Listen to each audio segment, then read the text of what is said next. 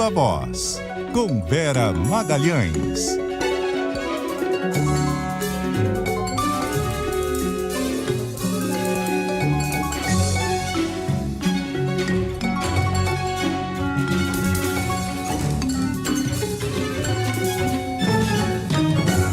E aí, Vera?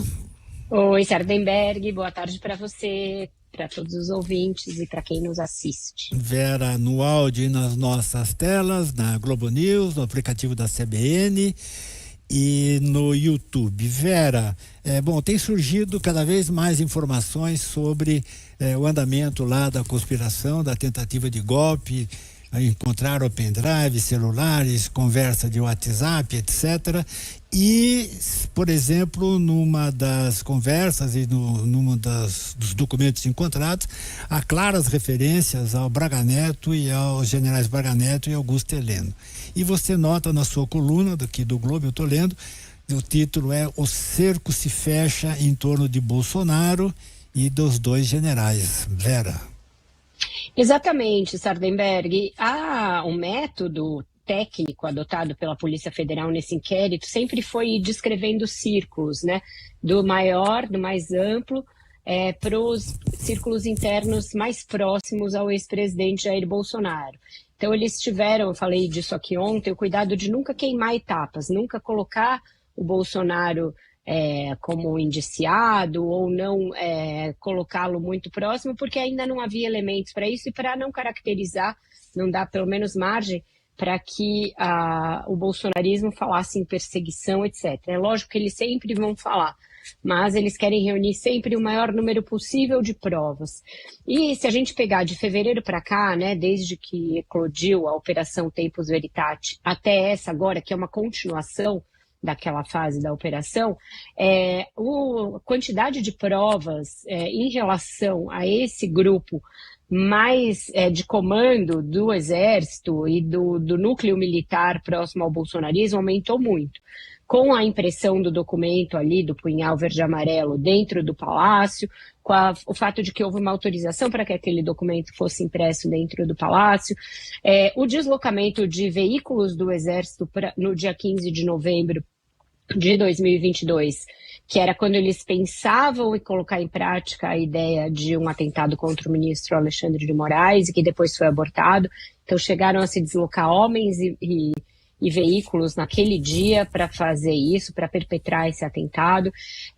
O fato de que havia documentos com o general Mário Fernandes, todos eles achados, né, depois tentaram apagar esses documentos, às vezes foram resgatados com nomes, com datas, com todo um planejamento muito meticuloso, e o fato de haver um general preso. Isso é inédito, isso é considerado aí um ponto de inflexão nessa investigação. Você prendeu um general pela primeira vez nessas investigações. Então, agora o que se espera? O que se espera é concluir esse inquérito até o final do ano e que tanto o Tenente Coronel Mauro Cid, que omitiu muitas coisas na sua delação, quanto esses presos ontem, os 5 presos ontem, revelem mais coisas, entreguem alguma coisa para cima deles, ou seja, em quem era a cabeça, realmente o núcleo pensante desse golpe, e aí sim, na conclusão do inquérito, a gente vai saber se vai haver elementos para indiciar o Braga Neto, para indiciar o general Augusto Heleno, que são colocados em um outro documento como aqueles que encabeçariam uma espécie de gabinete de crise, gabinete de transição quando o golpe fosse dado. E também o general Paulo Sérgio, que era o comandante do Exército naquela época e que participou de reuniões em que se foi discutido abertamente aí a ideia de um golpe. E, além desses, né, dos militares, tem a grande dúvida se vai haver o indiciamento do Bolsonaro. Eu acho que se espera, em relação ao ex-presidente, ainda uma materialidade de que ele mandou, de que ele ordenou, de que ele concordou e de que ele foi informado de todos esses passos, de todas essas etapas da trama golpista. A PF, o Ministério Público, já não tem dúvida de que ele sabia que isso estava em curso. Não tem como não saber que estava em curso. O general Braga Neto frequentava o Alvorada direto naquela ocasião. Ele falou num dos quebra-queixos lá na frente do Alvorada: vocês não percam a fé, é o máximo que eu posso dizer agora. Tem um vídeo dele falando isso. Braga Neto, né? O Braga Neto. Que tudo isso estava em curso, os investigadores não têm dúvida de que o Bolsonaro tinha plena anuência. Mas o que eles acham é que falta um ato, algo por escrito, ou alguma palavra que ligue diretamente o Bolsonaro à trama golpista. E aquela ideia do Flávio Bolsonaro e do Eduardo Bolsonaro de só pensar em se dar um golpe não é golpe, só pensar em matar alguém não é crime, isso todas as fontes com as quais eu falo descartam, pelo fato de haver muitas evidências materiais de que o plano foi posto em prática, foi posto em marcha e ele estava em plena execução e acerta, a meu ver, o ministro Paulo Pimenta quando ele diz que foi por uma questão de detalhes que eles não levaram a cabo a execução do plano. Então, essa ideia de que não há crime porque nada foi levado a efeito, todos os investigadores descartam e especialistas também. Recebi ontem uma mensagem do ministro Celso de Mello, ex-ministro do Supremo.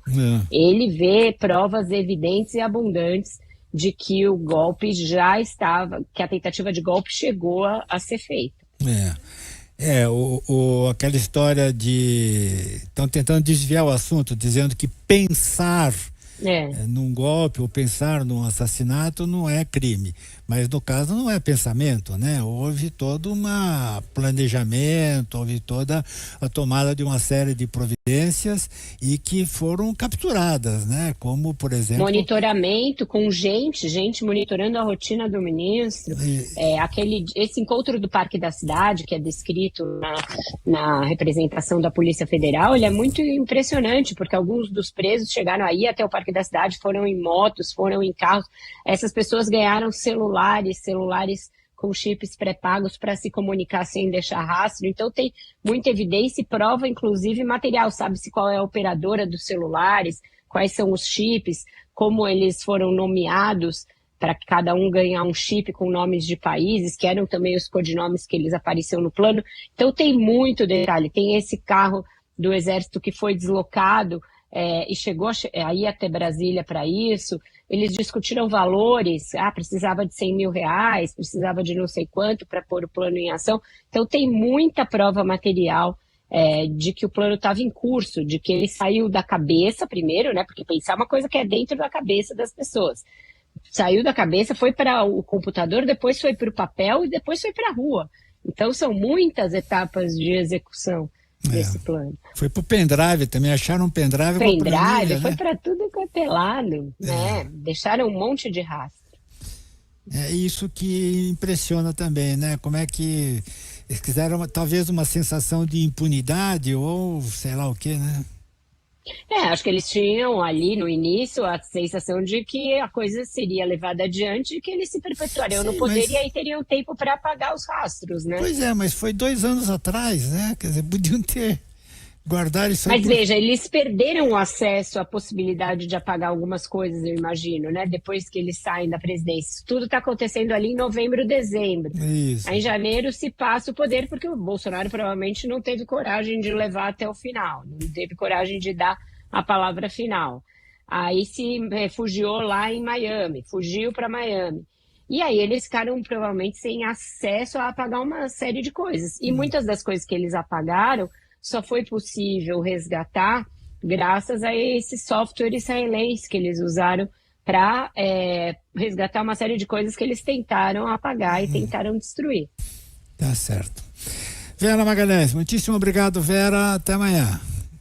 Até amanhã, Sardenberg. Um ótimo feriado a todos. Até mais tarde no Ponto Final. 6 da tarde, Vera Magalhães no Ponto Final com mais uma edição do Viva Voz. Obrigado, Vera. Até. Tchau, até.